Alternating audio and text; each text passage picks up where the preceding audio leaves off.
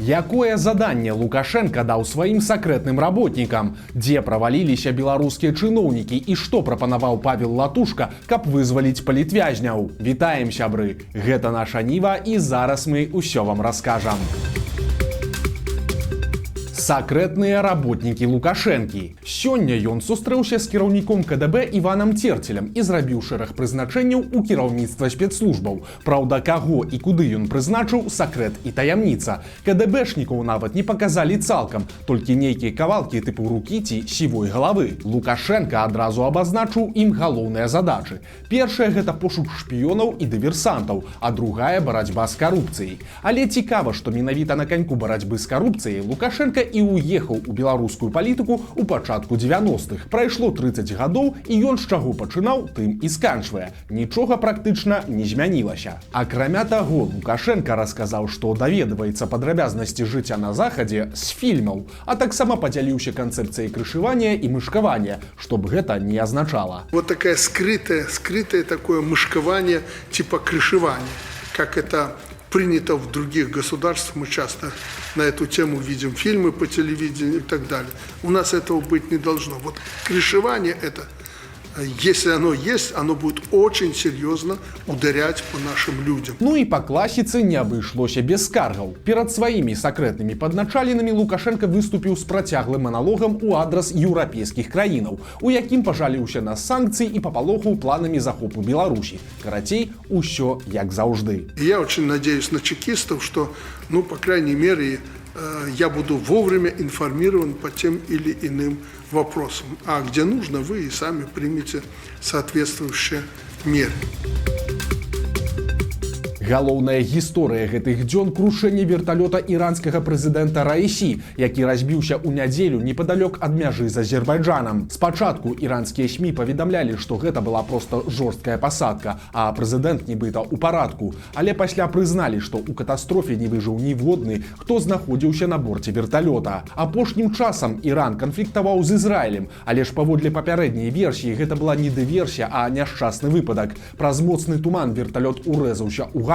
Па іншай жа версіі, у верталёта былі нейкія тэхнічныя праблемы. Праўда, на нейкія перамены ў Іране з гэтай нагоды разлічваць не варта. Вярхоўны лідар там не прэзідэнт, а аятола Хамейні, які цалкам сабе жывы і здаровы. Іран цяпер лічыцца сяброўскай для Беларусі дзяржавай, таму на сітуацыю імгненна адгукнуліся і лукашэнкаўцы. Пад амбасаду Ірана ў Мінску хуценька прыгналі атрад бюджэтнікаў з кветкамі. У ім са скорбнымі тварамі пастаялі і чыноўнікі, і актыў БРСМ. Выказаў свае спачуванні і Лукашенко, назваўшы іранскага прэзідэнта вялікім сябрам Беларусі. Тут таксама варта адзначыць, што Лукашенко таксама вялікі аматар верталётаў. Ён лятае на ім па ўсёй Беларусі і сам, і з малодшым сынам Мікалаем, і са сваім сабакам Умкам.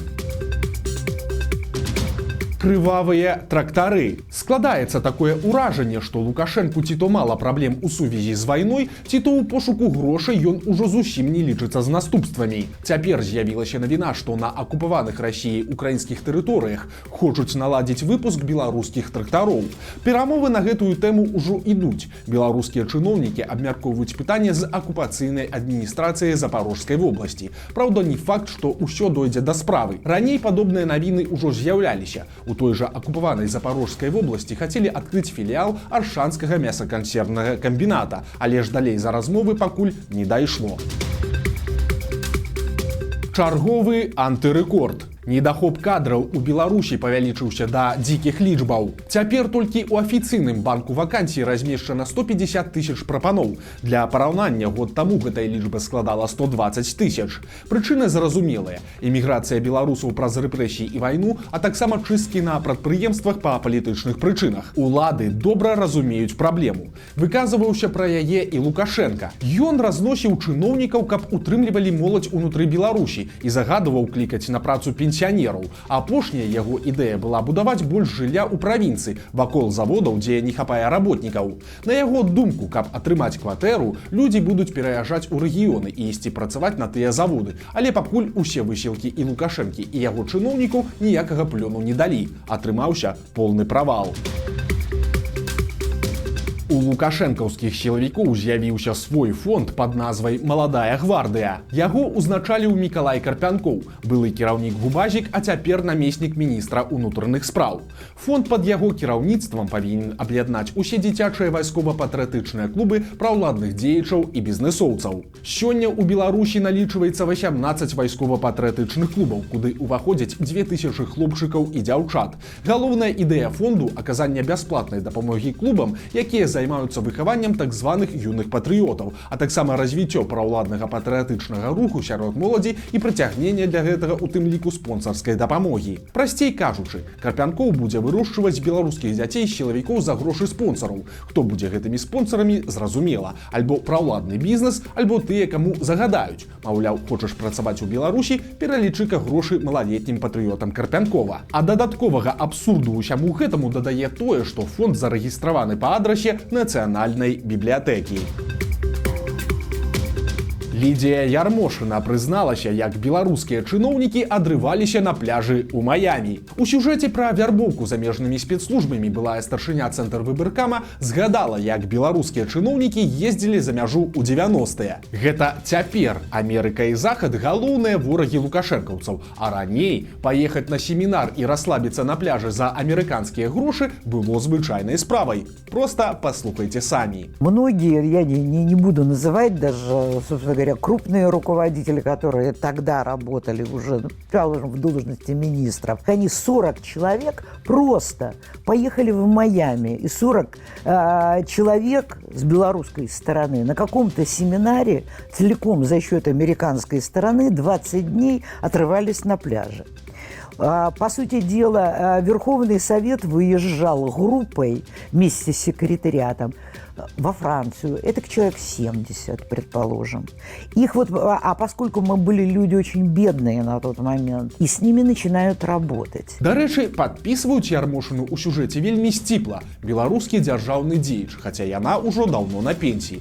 Праўда, можа гэта і лагічна, бо чым яна займалася да таго, ведае, напэўна, кожны дарослы беларус.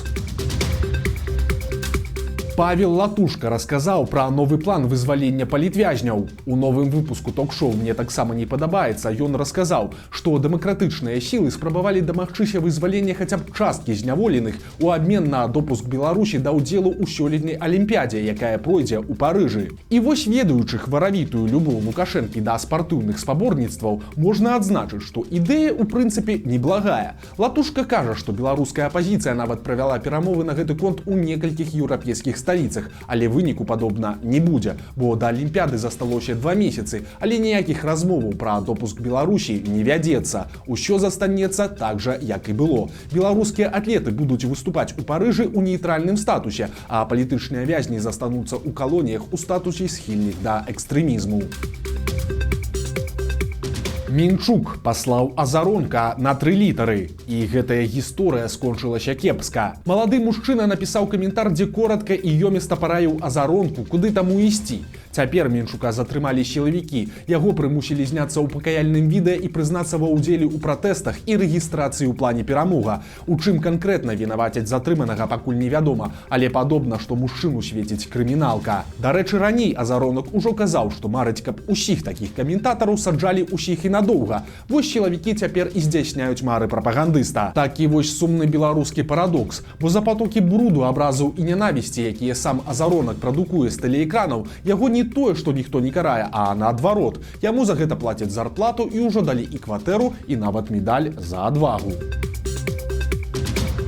Год таму ён здымаў прапагандысцкія сюжэты, а цяпер чакае суда ў СІЗА. Гаворка ідзе пра Антона Казельскага, які доўгі час працаваў аператарам на АНТ. Напрыклад, яшчэ ў лістападзе 22 года ён вучыў дэпартамент аховы міліцыі працаваць з дзяржсмі. Апошні рэпартаж Казельскага выйшаў у кастрычніку 23 года. Пасля цішыня. Падобна, што недзе з паўгода таму Казельскага затрымалі сілавікі, прычым справа, як не дзіўна, палітычная. Верагодней за ўсё мужчына пакідаў нейкія каментары ў інтэрнэце, бо крымінальныя артыкулы, па якіх яго вінавацяць, тыповыя якраз для судоў за каментары ці допісы. Гэта распальванне варожасці і заклікі да санкцый супраць Беларусі. Сёння па справе Казельскага пачаўся суд. Былому аператару пагражае аж да 12 гадоў калоніі.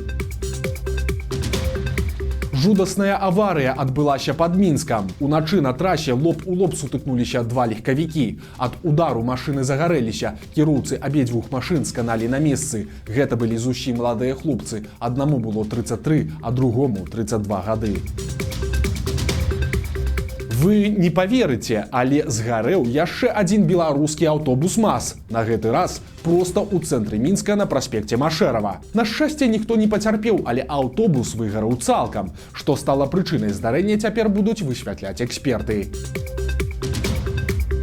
Заяц напаў на кантралёраў. У мінскім аўтобусе 3 жанчыны-кантралёра сустрэлі падвыпіўшага пенсіянера, які ехаў без білета. Яны не сталі яго штрафаваць, а проста папрасілі выйсці на наступным прыпынку. Ён выйшаў, але пасля паспрабаваў сесці ў іншы аўтобус проста на вачах у тых жа кантралёрах. Гэтая гісторыя скончылася гвалтам. Жанчыны паспрабавалі не пусціць яго ў аўтобус, а пенсіянер у адказ пабіў іх металічнай палкай, зламаўшы адной з кантралёрак руку. У выніку міліцыя, суд і адносна мяккі вырак. Немалады агрэсіўны заяц атрымаў 2 гады хатняй хіміі і 2500 рублёў штрафу на карысць пацярпелых.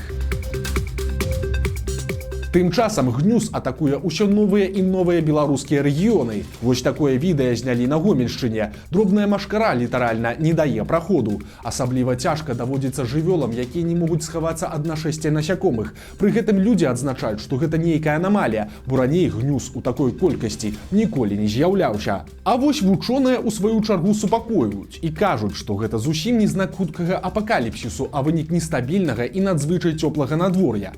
Па словах спецыялістаў, колькасць насякомых знаходзіцца ў межах нормы, і цярпець гэтыя аблокі Гнюсу давядзецца яшчэ каля 2 тыдняў.